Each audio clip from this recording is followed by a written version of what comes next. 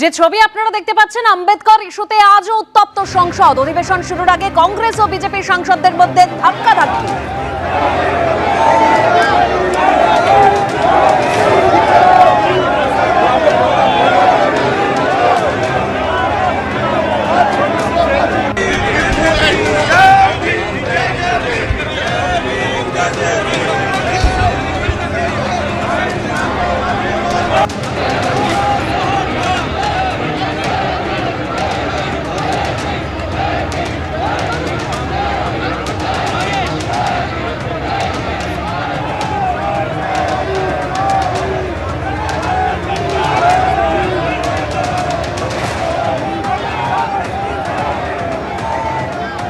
একেবারেই যে ছবি আপনারা দেখতে পাচ্ছেন, অধিবেশন শুরুর আগে কংগ্রেস ও বিজেপির সাংসদদের মধ্যে ধাক্কাধাক্কি। আম্বেদকরকে কে অপমান করেছে এই নিয়ে শাসক বিরোধী তরজা।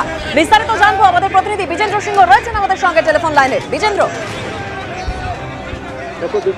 পরশু রাজ্যসভায় স্পিচ দিয়েছিলেন অমিত শাহ, যেটাতে 75 বছর সংবিধান রয়েছে সেটা নিয়ে ডিবেটে তিনি জবাব দিচ্ছিলেন, এবং সেই সময় বাবা সাহেব আম্বেদকরকে নিয়ে যে তিনি মন্তব্য করেছিলেন সেটাতেই কংগ্রেস বলছে কি বাবা সাহেবের অপমান করা হয়েছে এবং তাকে ক্ষমা চাইতে হবে এবং পদত্যাগ করতে হবে। গতকাল দাবি করেছিলেন মল্লিকার্জুন খাড়গে। পরে সাংবাদিক বৈঠকে অমিত শাহ জানিয়েছিলেন যে বিকৃত করে তার মন্তব্যটাকে পেশ করছে কংগ্রেস, এবং কংগ্রেসই সব থেকে বেশি বাবা সাহেবকে অপমান করেছে এ কথাও বিজেপি নেতাদের তরফ থেকে বলা হচ্ছে।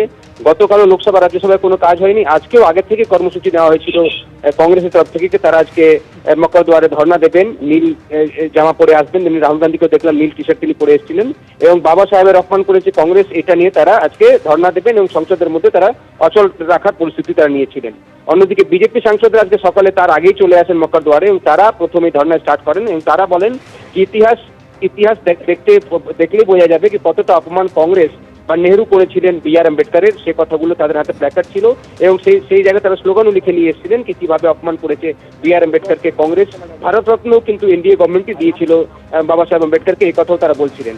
এবং এই কর্মসূচি যখন চলছিল তখনই দেখা যায় কংগ্রেস সাংসদরা বিশেষ করে পুরনো যে সংসদ ভবন রয়েছে সেখান থেকে বেরিয়ে মকরদুয়ারের দিকে আসছিলেন, এবং তখনই মুখোমুখি হয়ে যান দুই সাংসদরা। একদিকে ছিলেন বিজেপি সাংসদরা, অন্যদিকে কংগ্রেসের সাংসদরা, এবং সেই সময় তাদের মধ্যে কিছুটা ধাক্কামুক্তিও হয়। কেন কি যেহেতু যে মকরদুয়ারের গেট রয়েছে পুরো ব্লক ছিল, সেই সময় কংগ্রেস বিজেপি এমপিরা সেখানে বসেছিলেন এবং সে রাস্তা বন্ধ হয়ে গেছিল।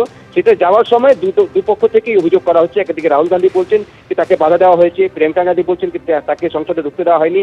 অন্যদিকে প্রতাপ সারঙ্গী বিজেপি এমপি, তিনি সেখানে পড়ে গেছেন এবং তিনি বলছেন কি রাহুল গান্ধী একজন সাংসদকে ধাক্কা দিয়েছিলেন এবং তার সেই সাংসদের ধাক্কায় তিনি পড়ে গেছেন, তাকে এই মুহূর্তে অ্যাম্বুলেন্সে নিয়ে যাওয়া হয়েছে। ধন্যবাদ বিজেন্দ্র।